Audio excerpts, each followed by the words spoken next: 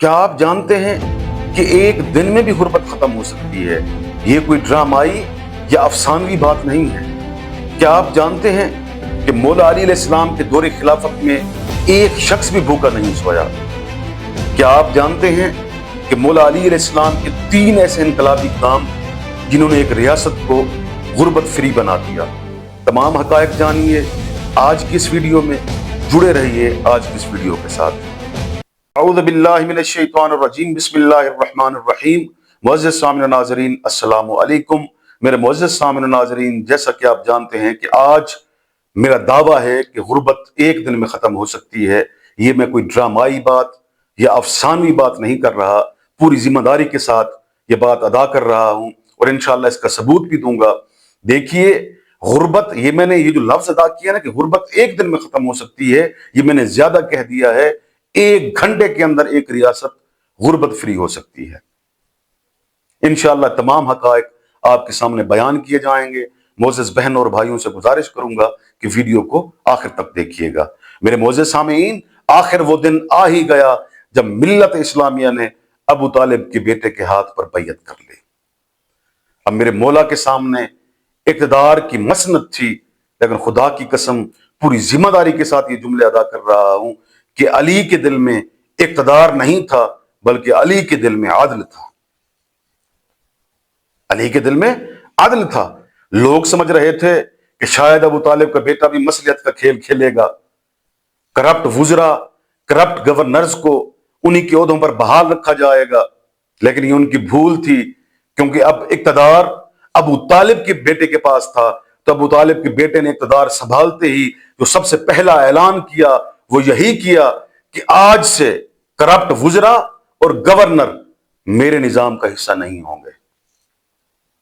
پہلا انقلابی قدم میرے مولا کا، ایک ریاست کو غربت فری بنانے کا پہلا انقلابی قدم، کرپٹ وزراء اور گورنر میری حکومت کا حصہ نہیں ہوں گے، یہ میرے مولا نے اعلان کر دیا۔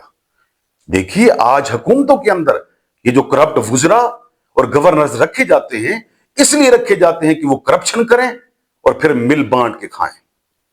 اس لیے امیر کائنات نہج البلاغہ کے اندر فرماتے ہیں، یہ کوئی عام حوالہ نہیں دے رہا، مولا کے خطبات کی سب سے بڑی کتاب نہج البلاغہ کے اندر میرے مولا فرماتے ہیں، کیا فرماتے ہیں؟ واللہ اگر یہ مال عورتوں کے حق مہر میں دیا گیا ہو یا پھر غلاموں کی خریداری پر خرچ کیا گیا ہو، میں سب کو واپس لاؤں گا۔ کیوں واپس لاؤں گا؟ اس لیے کہ عدل کبھی پرانا نہیں ہوتا اور ظالم کبھی بھی باقی نہیں رہتا۔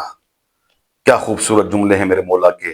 تو میرے معزز سامعین، دیکھیے، پہلا انقلابی قدم یہ وہ لمحہ تھا جب خائن امت کو پتہ چلا، جب خائن امت کو، انہوں نے خیانت کی امیر کائنات کے ساتھ، جب خائن امت کو پتہ چلا کہ علی کے نزدیک اقتدار کی قیمت نہیں تھی، بلکہ علی تو انصاف پسند تھے، علی تو انصاف کرنا چاہ رہے تھے، علی تو عدل کم کرنا چاہ رہے تھے۔ دیکھیے میرے معزز سامعین، علی، خدا کی قسم، علی فرماتے ہیں کہ اس حکومت کی جو قیمت ہے، اس حکومت کی جو اہمیت ہے، میرے نزدیک ایک بکری کے ناک سے بہنے والے گندے مادے سے بھی کمتر ہے۔ علی تو اس امت کو بچانا چاہتے تھے، لیکن اس امت نے کیا کیا؟ خیانت کی۔ جیسے ہی میرے مولا کو حکومت ملی تو آپ نے عدل قائم کیا۔ میرے معزز سامعین، امیر کائنات نے ایک ریاست کو غربت فری بنانے کا جو دوسرا انقلابی قدم اٹھایا وہ یہ تھا کہ آپ نے پیسہ ذخیرہ کرنے والوں کے خلاف کریک ڈاؤن کیا۔ خدا کی قسم، کیا اقتصادی پلاننگ ہے! کاش دنیا کی ساری حکومتیں یہ اقتصادی پلان امیر کائنات سے لیتی، ان کی 4 سالہ دور حکومت کا مطالعہ کرتی اور ان کے اقتصادی پلان کو لاگو کرتی، تو میں پوری ذمہ داری کے ساتھ یہ بات کہہ رہا ہوں کہ آج ہر ریاست غربت فری ہوتی۔ آپ نے یہ اعلان کر دیا کہ کوئی بھی شخص اپنے سالانہ خرچے کے لیے 4000 دینار سے زیادہ رقم اپنے پاس نہیں رکھ سکتا۔ جس کے پاس 4000 دینار سے زیادہ رقم ہوگی وہ باقی رقم بیت المال میں جمع کروائے گا۔ تو میرے معزز سامعین، اس طرح کیا ہوا کہ ذخیرہ اندوز اپنا سارا پیسہ مارکیٹ میں لے کے آ گئے۔ آخر ہماری حکومتیں کیا کر رہی ہیں؟ بھنگ پی کے سو رہی ہیں یا جان بوجھ کے یہ غربت نہیں مٹانا چاہتی؟ मेरे मोअज़्ज़िज़ सामीन, ये करप्शन करना चाहते हैं, ये वुज़रा इसलिए रखते हैं, ये पैसा इसलिए ज़ख़ीरा अंदोज़ करते हैं ताकि करप्शन बढ़ती रहे। इनके जहन में गरीब के लिए कुछ भी नहीं है, ये वसाइल की मुनसिफाना तकसीम के कायल ही नहीं है। तो मेरे मोअज़्ज़िज़ सामीन, कैसा इनकलाबी कदम मेरे मौला ने उठाया। तो जैसे ही आपने ये ऐलान किया तो वही लोग सामने आ गए, कहा या अली, अगर आप इतने सख्त फैसले करेंगे तो हम देखते हैं फिर आपके साथ कौन खड़ा होगा। ब्लैकमेलिंग, एंड में क्या होता है?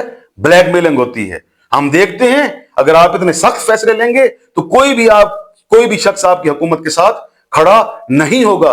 लेकिन खुदा की कसम, जैसे ये अल्फाज अबू तालिब के बेटे ने सुने तो आपने तारीखी अल्फाज कहे। आपने क्या फरमाया? आपने फरमाया कि मैं हुकूमत के लिए आदिल छोड़ दूं।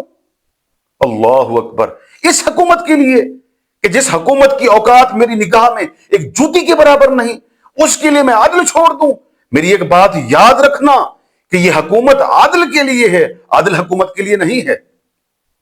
क्या खूबसूरत जुमले हैं अमीर कायनात के। तो मेरे मोअज़्ज़िज़ सामीन, उसके बाद अमीर कायनात अलैहिस्सलाम ने जो तीसरा सबसे बड़ा इनकलाबी कदम उठाया एक रियासत को गुर्बत फ्री बनाने का, वो ये आपने ये फरमाया कि आज से जो गैर आबाद जमीनें हैं उनको आबाद करो। जो शख्स भी एक जमीन को, गैर आबाद जमीन को आबाद करेगा, वो शख्स उस जमीन का मालिक हो जाएगा।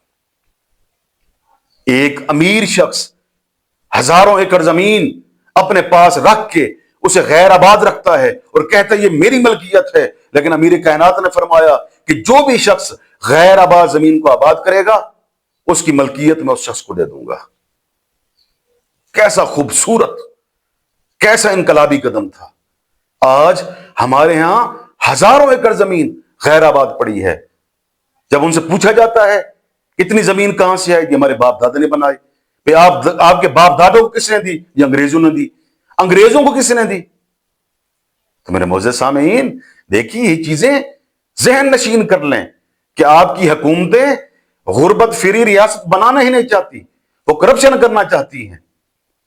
तो मेरे मोअज़्ज़िज़ सामीन, अगर आज आपको ये पैगाम अच्छा लगा है, आप चाहते हैं कि ये वीडियो, ये पैगाम ज्यादा लोगों तक पहुंचे और ज्यादा लोग इस पैगाम से मुस्तफीद हों, तो मेरी इस वीडियो को लाइक भी करें, शेयर भी करें, कमेंट भी करें और चैनल को लाजमी सब्सक्राइब भी करें। शुक्रिया।